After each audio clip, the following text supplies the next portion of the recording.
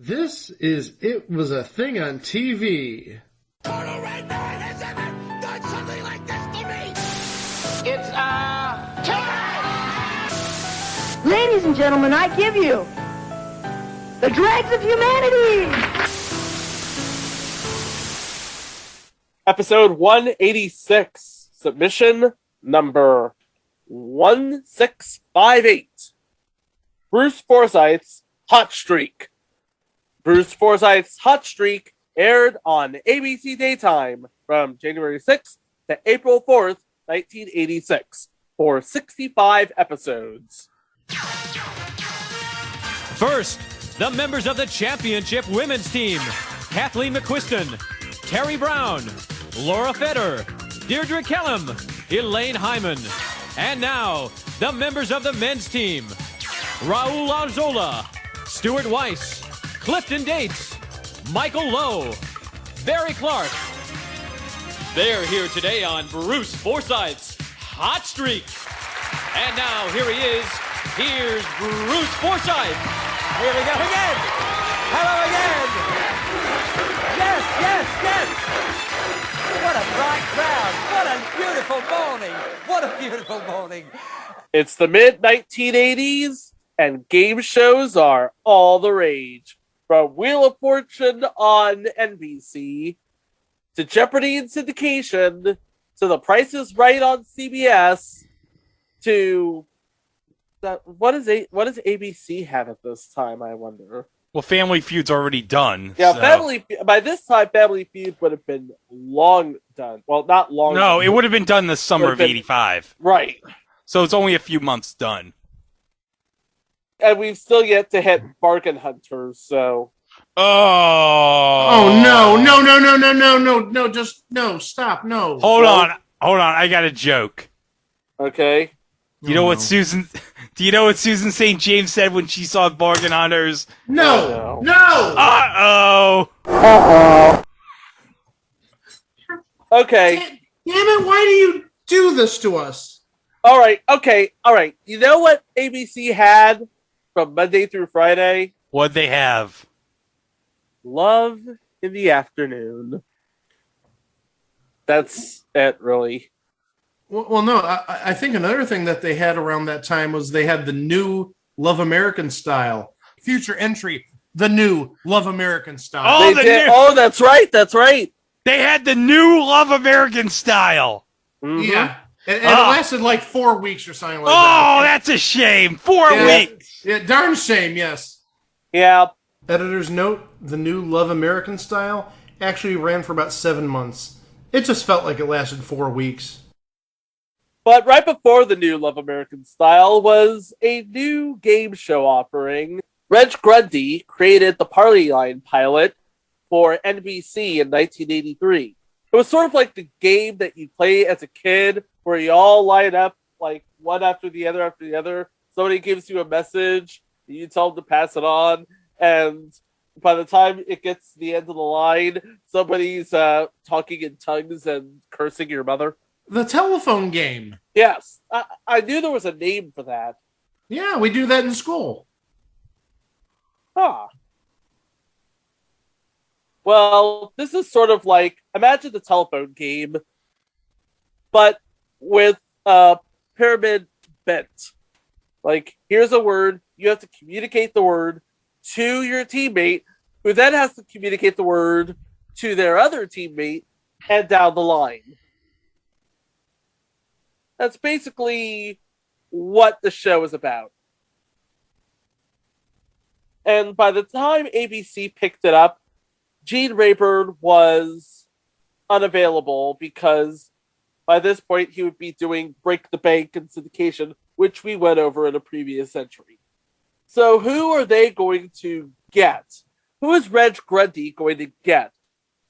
Well, this was actually Reg Grundy's first show for ABC, and he's coming off of 2 big hits and 1 near miss.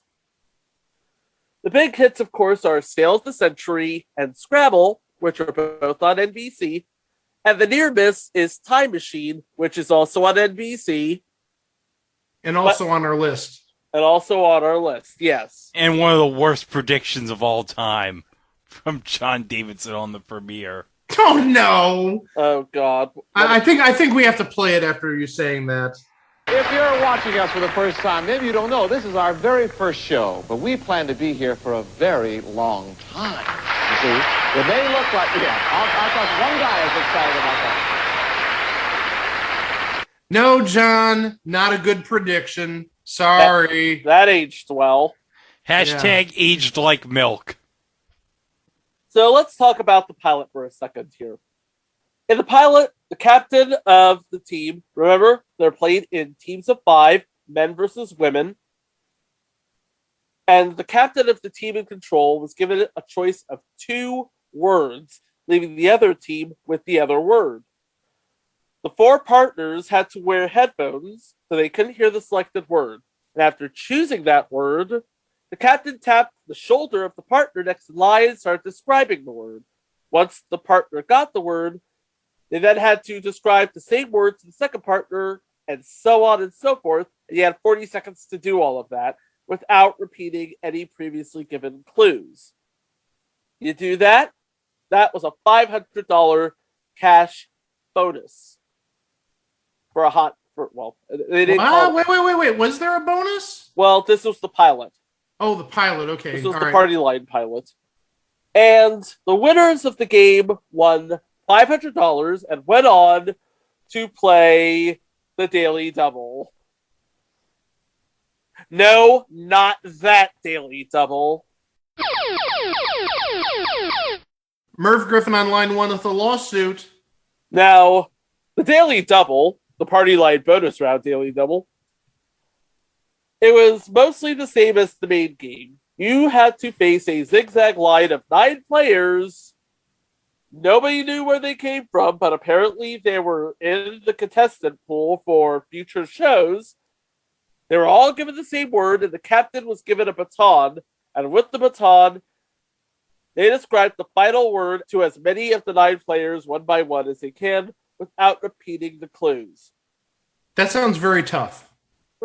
Yeah, so tough that if you feel you ran out of information, you can pass the baton to your partner to do the same thing. The winning team had 40 seconds to get all 9 players to say the word. First player was worth 100, then doubled after that, and after that, and after that, until you get all 9 for a possible grand total of $25,600. If they didn't do it on the first go round, they can try again with the new subject or keep the cash that they've already won. And that was the pilot. Of course, NBC ultimately passed on the pilot, but they tried another pilot, if you'll believe that. This time they called it Hot Streak with Bruce Forsyth hosting. Now, this was the 1984 pilot, and the pilot that ABC would ultimately pick up. The next year or so, remember, this was an October 1984 pilot, and the show didn't go on the air until the beginning of 1986.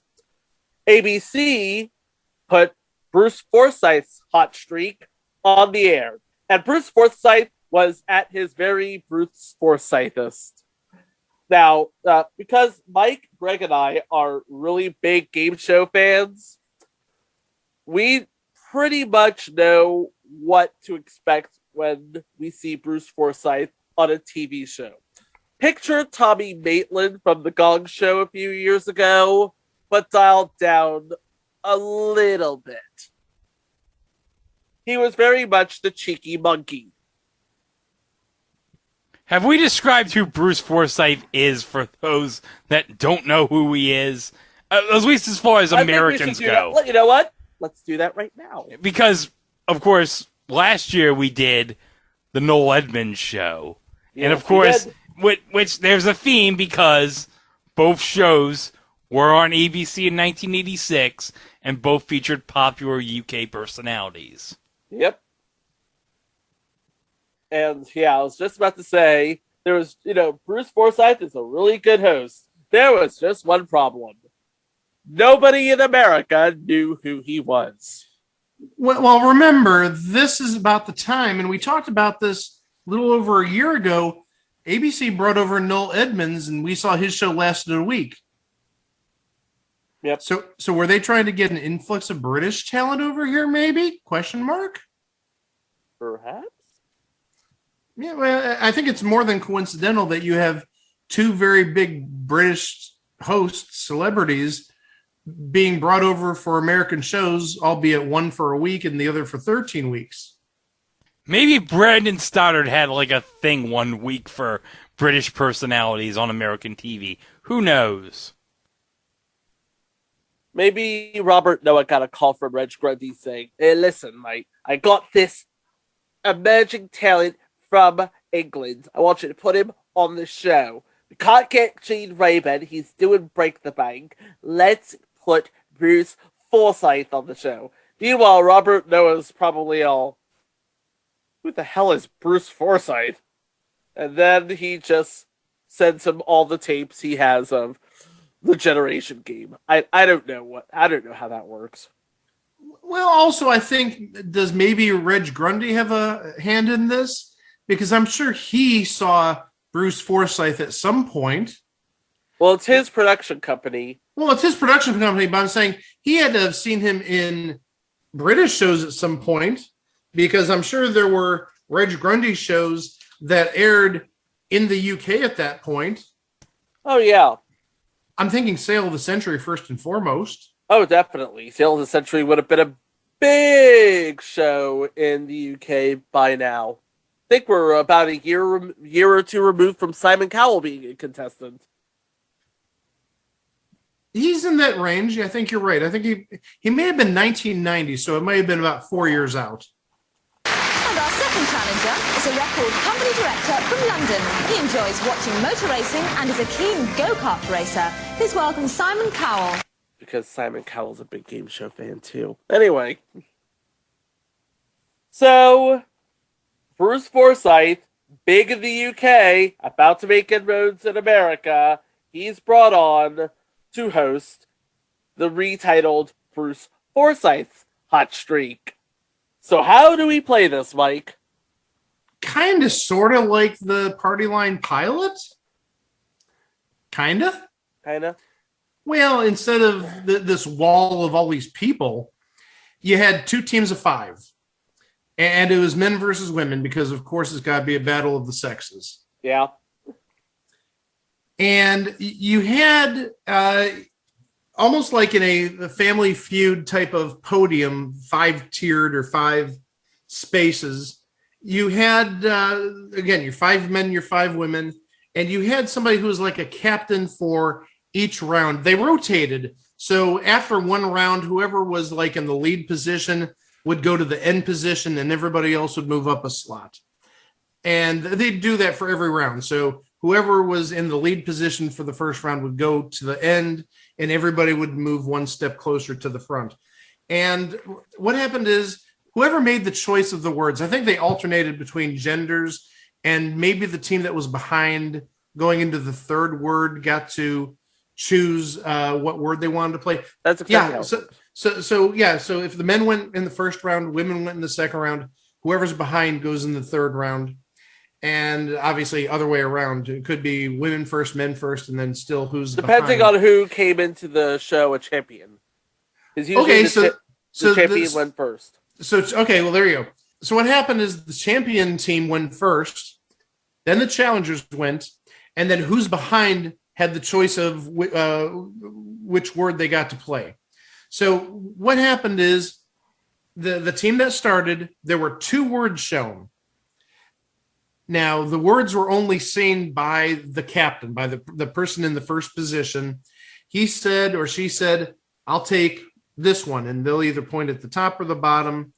And the second word won't be revealed because obviously, that would kind of ruin it. And everybody on the team that's playing has headphones on except for that first person. And at that point, Bruce Forsyth says, "Your word is blank," whatever the blank is. And you had 40 seconds to convey that word to every single one of the members. So there are 4 members wearing headphones. you had to convey the word to each one of those 4 members. If you got all 4 right, you got $100 a piece. 1, 2, 3, 4 hot streak. So $400 if you got them all right. Otherwise, $100 an answer. And really, the only ways that you lost here is A, you run out of time. 40 seconds goes by really fast. Or B, you say a key word. Now, a key word is not like a or is. Basic generic words, but if you said a keyword that sort of is a tip-off, almost like taboo, then yeah, round ends. You hear a sound effect. I believe it's the jumping sound for Family Feud. You know which one I'm talking about. Yep. And at that point, the judge comes over the PA and says, after Bruce says, what went wrong? And he says, well, this word was repeated. So whatever money they earn, they get that. So if they got 1 right before time ends or an illegal clue is given, they get $100. 2 is 200, 3 is 300, hot streak is 400. So the other team then plays the leftover word same way. Round 2, same game, but again, the opposite team goes first. Round 3, everything is doubled. It's $200 a word. And the team that's behind goes first. And again, they get the choice of words. And 1 word's worth 200, 2 is worth 400, 3 is worth 600. All 4 get you $800. However, if you're that team that goes first and you don't reach whatever number the other team has, the team in the lead, game's over. We don't even talk about, that's another game talk about. We don't refer to the words that the winning team would play. We just go on with our day. Yeah, just go on with your day. Absolutely. And then the bonus round is a little bit different. It's actually quite a bit different. You've got a topic or you've got a word, and what your captain will do is, while the other 4 players wear headphones and actually sort of secluded from where the captain and Bruce Forsyth are at, like 5 feet away, there's a little podium that comes out of the floor, which is really cool. We're going to talk about some of that in a second. But so they're like 5 feet away. And what the captain did, he was given a subject and he had to give 4 obvious words that they will say, their teammates. They don't have to give 1 word each person. They just need between the 4 of them to get all 4 words. So like, for instance, if I was to say the subject would be Bruce Forsyth's hot streak, what would 4 words that you guys would actually use for that? Or you could even use phrases, so small phrases. You don't want to make it too difficult, but what would be 4 clues that you'd give? Or if I said, describe Bruce Forsyth's hot streak. Game show. That sounds like an easy winner, okay? This program. Oh, jeez. You just ruined the money for us. But you'd give clues like that. You give clues that most easily represent that your teammates could give. And what happened is there were 20 seconds for all 4 people to get those 4 key words or phrases. And you got $200 a piece for the first round. And what happened is, each player has 5 seconds. So you got to be like shooting stuff off, almost like like we talked about, that I referred to just a few moments ago. You can't be like sitting around hemming and hawing. You got to be like spitting out whatever comes to your mind immediately. Because 5 seconds goes by, you move over to the next player. Their 5 seconds goes, then you got to go to the third person. Same thing, 5 seconds, and then you go to the 4th person. And after 5 seconds, time is done. $200 a piece for those words. That's $800. And then you do it again. The captain gets another word. Got to come up with 4 more clues that his teammates will come up with. But for the second round, it's worth $300. And so if you get all 4 of those, that's $1,200. Added to the $800 from the first round. That's $2,000. $2,000. The third round of this, played the exact same way as the first two, is worth 5 times whatever you have earned. So if you got $2,000, you're playing for the maximum of $10,000. If you got $1,700, you're playing for $8,500. You can do the math. I don't have to teach you math. I'm paid to do that. I'm not paid to do math here. So it's played the same way. All 4 people get 5 seconds apiece, 20 seconds to get all 4 words. You either get 5 times what you earned or you win nothing extra. So you could win 10,000 or you keep your 2,000. You could win 1,100 or you could win 5,500 if you get all the 4 words correct. And talking about, I mentioned the platform. I don't want to call it a dais or a podium that rises from the ground. Is that like not the coolest thing ever? That is incredibly epic. That was like one of the things that drew me to the show as a kid. And we didn't even get it in Cleveland. That was one of the shows I had to pick up out of Akron because our ABC affiliate in Cleveland hates game shows. And I'm really not kidding about that. Rarely aired daytime game shows. Aired Jeopardy and Wheel of Fortune for like 29 years, but no, it didn't care about the ABC shows. The other cool thing, and dang it, Greg, if we find this is going in the museum. It's going behind the McLean Stevenson statue. The scoreboard from after the bonus round. Oh, yeah. With all the little strobe lights. Yeah. Oh, my gosh. I love that. Oh, yeah. Yeah, the scoreboard, like right there behind the McLean Stevenson statue as you're greeted in. I want to incorporate like a turnstile with it so it keeps track of how many people actually attend the our museum. Oh, and it gets even better. And like every 1,000, sort of like on Twitter, how we put up a GIF every 1,000. Yeah. I think every 1,000 people who go to the museum, it should have like a big fireworks display with all the strobe lights. Oh, that's great. You know what? That's beautiful. Hey, by the way, speaking of Twitter, I still want to get to 100 followers on Twitter. Like I said last week, we need 31 more followers to get to 100. Let's do it. Let's convince 31 people to sign up because I want to piss off Jack Dorsey.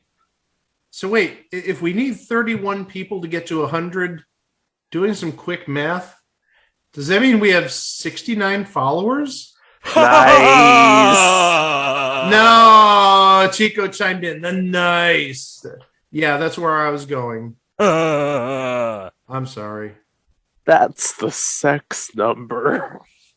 So the show itself, not necessarily called Bruce Forsyth's Hot Streak, because that'd be kind of weird in other countries to have that name if you don't have Bruce Forsyth hosting, has been very successful. Just off the top of my head, Australia had a version that ran for quite some time. Yes. Yeah, it ran for exactly 1 year in Australia.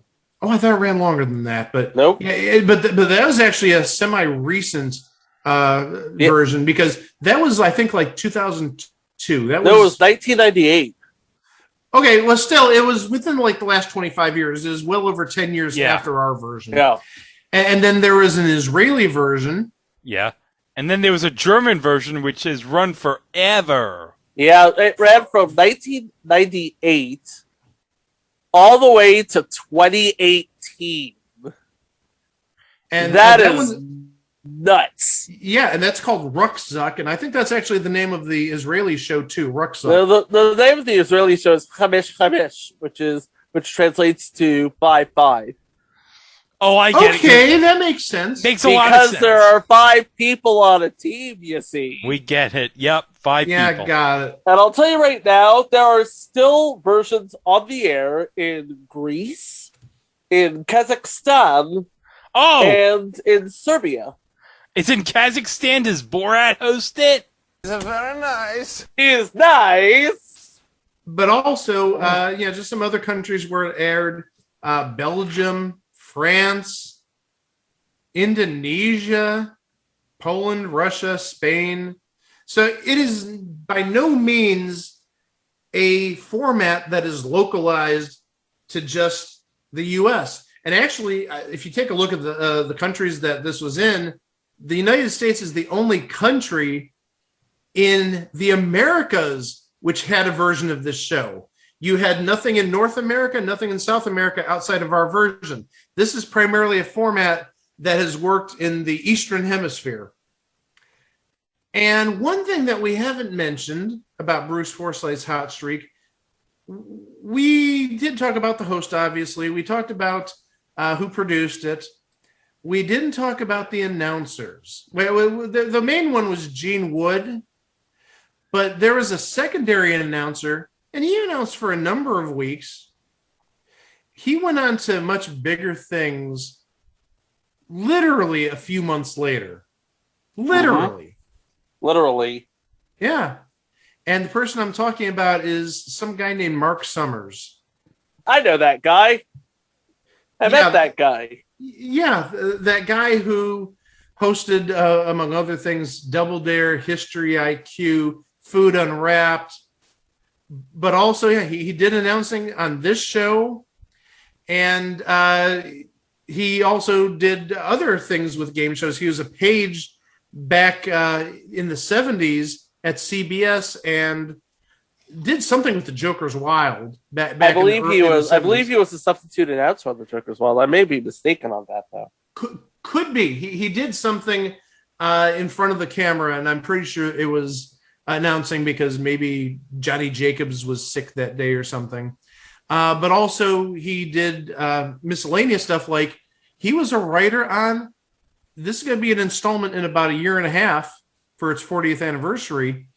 It's going to be part of an episode of all the things that happened on January 3rd of 1983 in a 40th anniversary episode. He was a writer on Hitman. Oh, I did not know this. I didn't know that either. If you look at the credits, if you look at the final episode, or if you look at anyone that has a credit roll, they did credit him a Mark Summers, M-A-R-K Summers, and it has been confirmed that it was that Mark Summers, who I believe was a writer for on Hitman. Wow. Yeah. So he goes way back. We're talking almost 50 years at this point. I was today years old when I learned that. We're here to educate. You know that. I did not even realize he had a history prior to 86, so I learned something today. Yeah, and he looks young back in 86, but he was 35 years old at that point. Well, I'm probably looked the same as him in 1986, so now I'm like 2 years older than him then. Does that mean we can get you to host Double Dare? Hey, you know what? Greg's an internet celebrity. They got an internet celebrity to host the current version of Double Dare. The most recent version, The most recent version of Double Dare. They got an internet celebrity to host it. Greg's an internet celebrity. A minor internet celebrity. You know what? I would take hosting a revived version of Finders Keepers. Thank you very much. I think we need to reboot that would be Finders great. Keepers. Put it on Paramount Plus. It'd be great. I have ideas for that show. Well, Greg is an internet celebrity. He did win the belt. I did win the belt. He did get the belt. Unlike Elegante, I got the belt. He got the belt. I don't have it yet. He won the belt. I don't have the belt yet, but I'm going to get it eventually from John. Yeah, but Mark Summers would only, announce for the last few weeks. And I say the last few weeks because by the end of April, Hot Streak was gone. It was a really good game with a really amicable host, but it was gone after 13 weeks. Yeah. And as to why it was gone after 13 weeks, you know what I like to say at this point? Look at the schedule. Oh, I was going to say, was it possibly lost in translation that a thoroughly British host didn't work that well with a U.S. audience? Oh, no. But the schedule did no favors either. No. Yeah, that was minor compared to the schedule. It was not up against one heavyweight. It was up against two. Hey, Susan. They put it up against Price and Wheel at the same time. Uh-oh. Yes, ABC scheduled Bruce Forsyth's hot streak at 11 o'clock to replace reruns of Three's a Crowd. Not that Three's a Crowd, the Three's Company sequel series, cute as it was. You know what? It was an improvement from Three's a Crowd. Let's be honest. Yeah, I mean, I'm like one of, hey, don't clown on bands of Three's a Crowd. There are literally dozens of us. Look, Robert Mandan, I love Robert Mandan on Soap, but let's be real here. Hey, don't be saying a thing about Mary Carteret.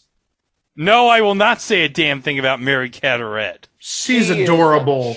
She's a treasure. Yes, she is. But actually, now that I look at it, I joked earlier about New Love American Style. That actually aired right after Bruce Forsyth's hot streak. Yep. New Love American Style. That was like... It started December 23rd to 1985, and it ran up until August 18th of 86. What? So it actually, I mentioned like 3 or 4 weeks. It actually lasted like 8 months. It lasted longer. Twice as long. More than twice as long. It did. Forsyth's hot streak. Oh my god! It was one of those things. I don't know. I can't remember who it was who voices the day side of ABC. Stay tuned for New Love American Style next. I can't remember his name. We know who it wasn't. It wasn't Ernie. It wasn't Ernie. But it wasn't Ernie. We know that. But it was somebody. If anybody knows the name of the voiceover for ABC Daytime in the 80s, give us a ring here at the station. Or email us or tweet us, whatever. That's what I meant. It was a thing on TV at gmail.com. Something like that, yeah. So, yeah. It was a good idea, but it didn't have the... Would you say it had the love of the network, or did they just need to put it somewhere? Because I don't think ABC is known for scheduling mornings. No, especially in the 80s. I mean, all you had on ABC at that point is you had Family Feud. Yeah, and now Family Feud's gone, so what do you have other And Family than Feud ran its course, absolutely. Yeah, now what do you have other than General Hospital, One Life to Live? All My Children. All My Children. What else do you have? Loving? Question mark? Yeah. I know that's not the answer you want, but that's the answer you're going to get. I think what you've got besides, if you want to talk about shows that had some longevity on ABC back in the 80s, it's like Loving and Ryan's Hope, kind of, sort of. Yeah, the one thing you have to understand about ABC in the 80s is they made their bank from Love in the Afternoon. Yes. Oh, yeah. With Loving, Ryan's Hope, All My Children, One Life to Live, General Hospital, and The Edge of Night right before it was it shuttled off to, I want to say it was shuttled off to CBS for the last season, or did it end on ABC? The Edge of Night? The Edge of Night. I may have gotten that backwards. Edge of Night. Oh, yeah, I got it backwards. Edge of Night started on CBS and it ended on ABC. So, what year? 1984. Okay, well, it's already gone by then. Okay. Yeah, but again, like your mainstays on ABC at that point, maybe not even Loving, but Ryan's Hope lasted till 89 or so. Yeah. That was like your post-Family Feud noontime slot show, post-noontime slot, I should say. Your 12:30 show was Ryan's Hope, the half-hour soap opera. Hey. No, not true. Ryan's Hope aired at noon. Depends when. I'm looking at 1982, and it was at 12:30. Okay. Hey, guys. I want to tell you something. You know Ryan's Hope made Meg Ryan's career just like Wings made Tony Shalhoub's career. Of course. Of course, yeah. Hey, she rocked it that 1 week on Tattletales. She did. She really did. Oh, yes. Oh, yeah. And she made a appearance on Price is Right during a showcase. Oh, she did. Yes, I forgot about that. And I think that's one of the episodes in the rotation on the Barker channel on Pluto TV. And I think she just recently celebrated a birthday, Meg Ryan. Happy birthday, Meg Ryan. Thanks for entertaining us on Ryan's Hope at noon or 12:30, depending on what era you're watching. Yep. I'll tell you this. We'll never go sleepless whenever we're in Seattle. Am I right? Oh, my. I'll have what she's having. Now, wait a second. We're talking about the ABC lineup back in the 80s. Are we not giving love to All-Star Blitz? Oh, yeah. Oh, of course. One day. How can we not give love to the 1985 show All-Star Blitz? Yes, All-Star. Hey, what happens when Hollywood Squares has a game show baby with Wheel of Fortune? Yeah, that's what it was. And you even have the host of Hollywood Squares. But hey, that may be an episode for another day talking about All-Star Blitz. Or it's other Hollywood Squares derivative, Battle Stores. It's other Hollywood Squares derivative. Yeah. Yeah. But I'll tell you something. Hot Streak does have a spiritual successor that airs to this day. Oh. It does? Yeah, get a clue on Game Show Network. Oh, I was afraid you're going to say that. Bite your tongue. No.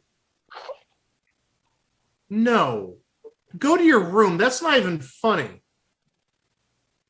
Spiritual successor, my butt. It's Dollar Store Pyramid. It's not even Dollar Store. It's not even 99-cent store pyramid. It's like thrift store pyramid. Oh, God. Yeah, I said it. Oh, get a clue is Bruce Forsyth's Hot Streak's love child. No, get that crap out of here.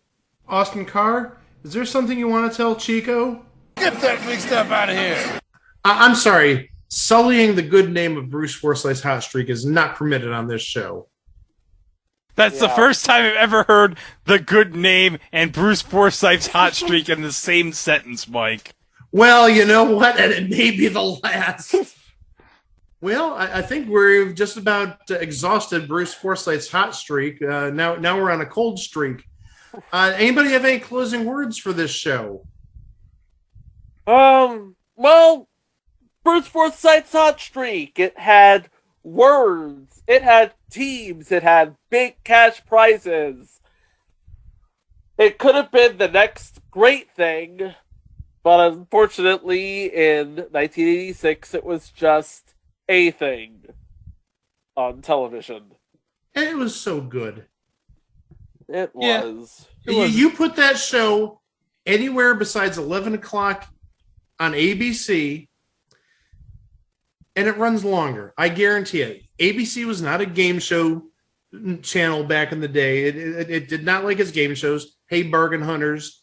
Hey, All-Star Blitz that we just mentioned. Hey, just about a number of shows between like 1985 and 1990. Hey, Match Game 90, which could have lasted longer. Although now with Summer Fun and Games, ABC's now the game show channel on prime time. Well, 35 years ago it wasn't. Well, the only way I can figure out how to end this is with a little bit of culture. So if you would please. Oh. It is time for It Was a Thing on TV, Haiku Corner. Oh. Oh, the music. Oh, I love it. Oh. Let's see, Chico, what great poetry you're going to do to honor the memory of Joseph Haiku Sr. Joseph Haiku Sr.? Oh, jeez. No! Sorry to the Haiku family. What the heck? Blame my good friend, the late Blade Braxton, for Joseph Haiku Sr. Okay. Oh, okay, here we go. Bruce Forsyth's Hot Streak. British hosts American game to see you nice. I got it. Did he get to the syllable requirement? I was counting there, and Oh, who cares? I love okay. I'll give him some snaps. All right, there you go. As I can't All right. snap, but slow clap, fast clap. My fingers are dry. I can't snap Golf really clap. that well either. But yeah, a little golf clap. Golf clap?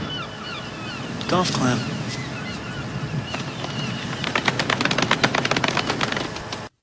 So that's it for the hot streak. Well, we have streaking in this game. We're going to make 2 more references to baseball, kind of, sort of, in our next 2 episodes. We're going to be doing the baseball thing later this week, but also this week, well, this is something that I've heard a lot of at ball games the last 5 years. We're going to be getting our woo on. Woo! Woo! Woo! Not few. Woo! Woo! Isn't that right, Jack Nars? Stay tuned for Who next over most of these CBS stations. Well, this episode was a sequel to an episode we did last year, and this episode is a sequel to an episode we did last year. That's deep. Oh, yeah. Mm-hmm. That's so deep, Adele is rolling in it. Yeah. And we'll cover all of those in the week ahead on It Was a Thing on TV. Thanks for listening. We'll see you next time. Wow! I'm going to come back. All right, well, don't be left out. If you're feeling hot and you want a streak, join us here every day of the week on Hot Streak. Goodbye now, and thank you. Cheerio. What a marvelous day.